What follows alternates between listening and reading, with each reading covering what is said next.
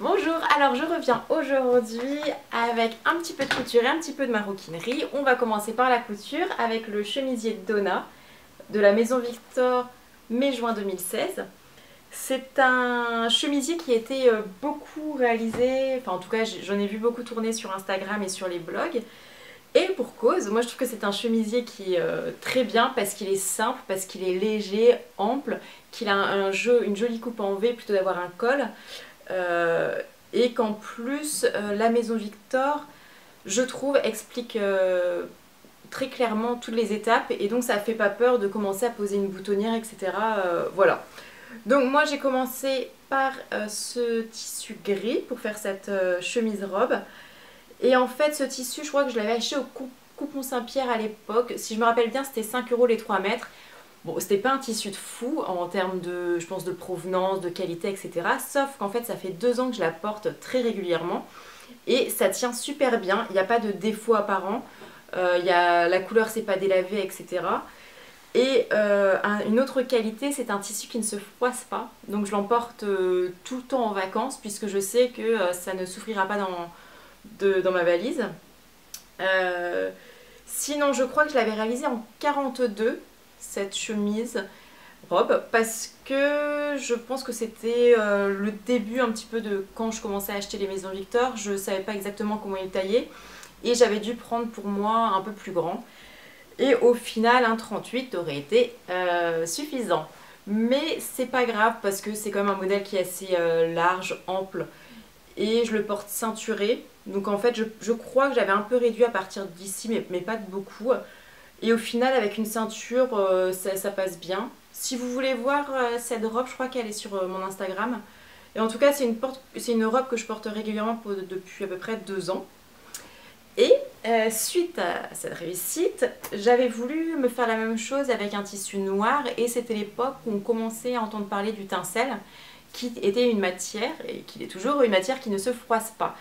Sauf qu'en fait j'avais acheté du tencel qui était mélangé avec du lin, c'était le seul truc que j'avais trouvé. Et en fait j'avais acheté ça je crois sur Little Mercery à vérifier.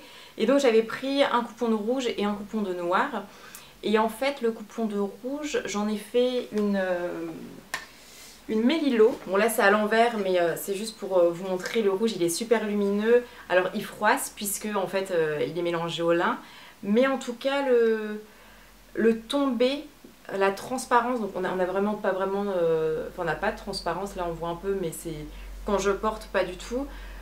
C'est très joli, le tissage est joli, c'est léger et lourd en même temps, je sais pas comment exprimer ça, mais en tout cas, ça a un joli tombé, c'est fluide et c'est agréable. Sauf que j'ai également acheté le tissu noir que vous voyez ici et j'en ai fait une robe. Et en fait, c'est étonnant parce qu'au début, j'avais fait la robe de chemisier de Donna que vous aviez peut-être vu dans mon podcast, un podcast que j'ai fait il y a peut-être 1 ou 2 mois sur mes échecs en couture et le fait que j'allais jeter cette robe. Et vous avez été plusieurs à me dire, mais juste raccourci là. Sauf que nous étions en fin de printemps, je pense, et on va dire que jusqu'au printemps, je porte des robes. Et en été, je porte des shorts. Mais à la fin du printemps, au final, je ne porte jamais presque de chemise de haut. Et vu que j'en ai quelques-uns, je voyais pas l'utilité. Et puis, je me disais que ce tissu, je l'aime pas, ça va pas bien rendre, etc., etc. Et puis finalement, je me suis dit, on va tenter. Après tout, au pire, je coupe, c'est pas beau. Et puis de toute façon, ça ira à la benne. Et puis tant pis. Et en fait, j'en suis extrêmement ravie. Le tissu n'a pas... Alors, pour une robe, c'était pas top parce qu'il était trop léger, ce qui fait que ça collait trop à mon corps et c'était pas assez fluide et un petit peu lourd, contrairement au tissu rouge, ce que je n'explique pas trop puisqu'ils avaient le même poids, etc. Mais en tout cas, en haut, ça donne quelque chose de très léger, aérien et c'est parfait pour l'été. Donc je vais vous le montrer. Donc voilà, on a notre col en V, nos boutonnières, nos manches qui sont ici. Donc là, j'avais pas fait le rabat, j'avais juste fini au biais, c'était une différence. Je pense que j'avais dû faire un 40 ou un 38 pour cette version. Voilà, ici j'ai un tout petit peu creusé le côté. Et voilà, donc je trouve que ça tombe, vous voyez, c'est léger, c'est très joli. Donc je suis extrêmement ravie de cette recousette, on va dire. Voilà, donc merci pour vos conseils toujours sages et avisés, j'aime beaucoup. Voilà pour ceci, donc je pense que je n'ai rien d'autre à dire sur cette robe. On va passer à autre chose. Alors je ne sais pas si vous vous souvenez, je vous avais dit que j'avais acheté ça, c'était pour, vous savez, pour choisir ses rideaux, etc. Donc il y avait beaucoup de feuilles beaucoup de feuilles de tissu que j'ai coupées. Et j'ai en effet commencé à réaliser des petites pochettes. Donc je me suis fait un petit gabarit pour permettre d'avoir ma fermeture éclair de 20 cm qui arrive à peu près à 1 cm et 1 cm à partir des parties métalliques à droite et à gauche. Et donc je me suis fait des petites pochettes, donc je pense que ça servira pour Noël. Voici. Je ne les ai pas repassées, pas encore, mais ça ne saurait tarder. Et celles-ci, elles sont en lin et c'était pareil, c'était dedans. Donc dedans, j'ai mis des doublures. Là, c'est un atelier brunette. Je ne dirai rien d'autre sur ce tissu parce que j'aime beaucoup le motif, mais je trouve qu'il est beaucoup trop fin. Mais j'ai déjà suffisamment râlé sur cette marque, donc je ne dirai pas. Voilà, je m'arrêterai ici. Et puis ici, ça c'est un pareil du lin dehors.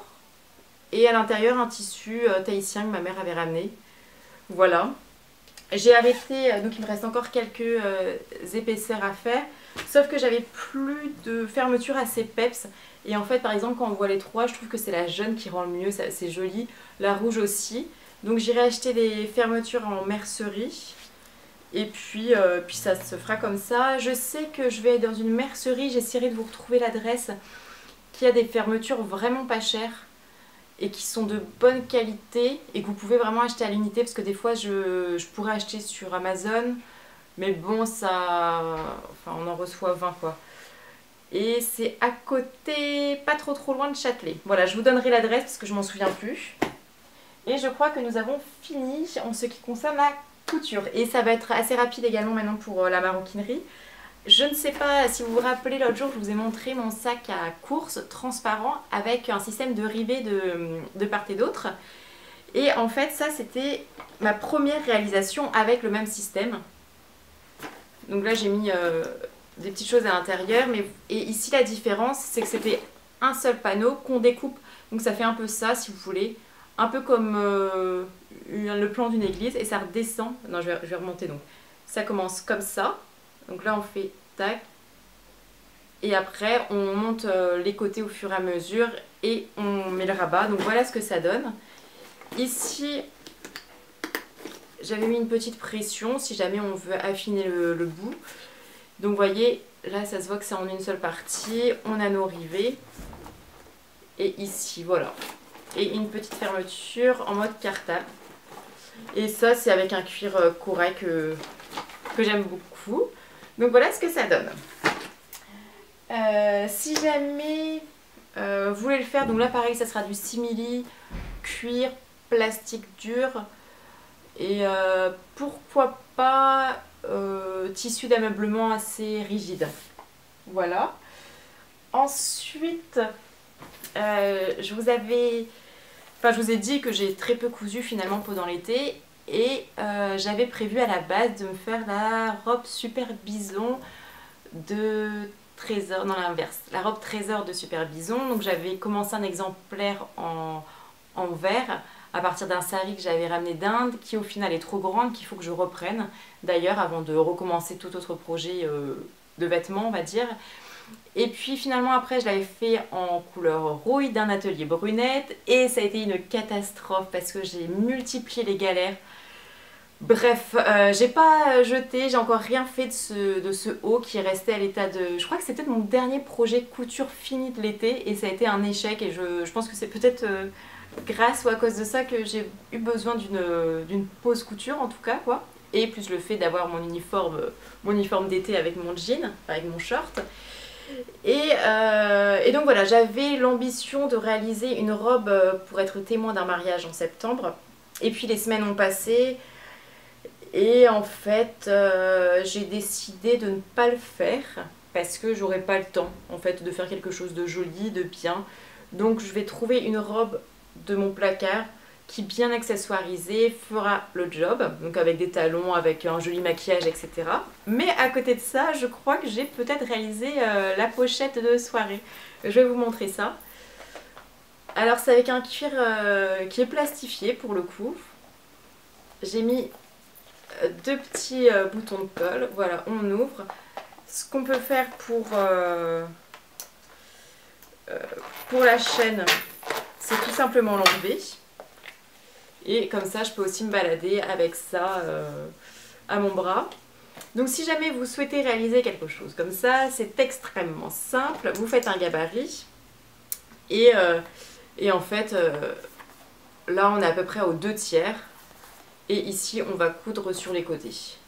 Donc là, pareil, vous pouvez le faire soit en matière rigide, soit thermocollé, soit en plastique, soit en simili, etc. Voilà, donc il faut encore que je trouve une robe qui puisse aller avec un rouge, et c'est pas une couleur si neutre que ça. Donc peut-être que je ne porterai même pas cette pochette, mais en tout cas ça m'a fait plaisir de la faire, donc c'est pas grave. Ensuite j'ai fait des porte-monnaies sans couture. Je sais pas si vous connaissez le principe, ça tournait pas mal il y a quelques années sur la blogosphère. Alors non, celui-là, voilà, celui-là c'est le plus petit, donc je peux pas rentrer en fait ma carte. Et celui-ci, je peux, et je la mets derrière, donc type carte bancaire. Ici, en gros, vous ouvrez, vous avez une poche ici, une deuxième poche, une poche derrière.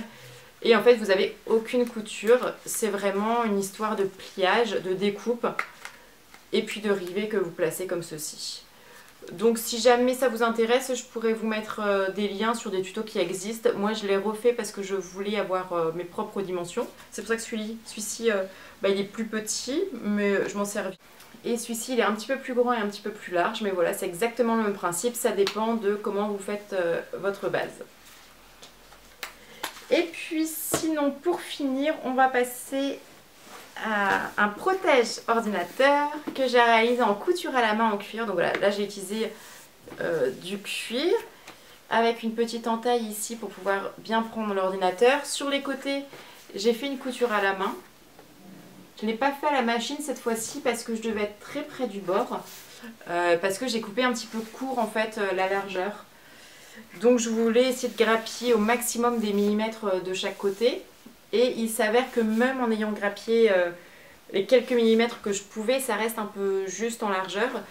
Donc au final, je l'ai passé pendant plusieurs jours avec des paquets, des sachets d'eau au réfrigérateur pour essayer d'élargir toute la base. Mais ça n'a pas eu l'air de fonctionner. Donc je ne sais pas si vous, ça a déjà fonctionné cette astuce pour élargir vos chaussures en cuir. Mais en tout cas, je suis sceptique maintenant parce que c'est un cuir qui est souple. Et du coup, si même avec ce type de cuir ça ne fonctionne pas, ça paraît mal barré pour le reste. Mais sinon je suis contente parce que je trouve ça joli. Ça va me permettre de bien le mettre dans mon sac pour ne pas l'abîmer et de le protéger. Voilà, donc le job est rempli. Ça faisait longtemps que je voulais me faire une pochette toute simple. Là on est sur le même principe que la pochette rouge, c'est-à-dire qu'on a un seul rectangle de cuir qu'on va replier, on coud sur le côté et voici le rabat. Ici j'aurais pu faire un rabat plus rond ou j'aurais pu faire quelque chose comme ceci aussi, ou avec également on va dire une corde un peu ou un morceau de cuir ici que j'aurais enroulé comme ceci. Mais en fait je trouvais que c'était très simple et que ça allait pour le besoin que j'en avais. Je ne le transporte pas tous les 2 jours non plus, donc voilà, ça me convenait. Voilà, c'est tout. C'est assez rapide pour une fois ce petit podcast. Je vous souhaite une jolie journée et je vous dis à la prochaine.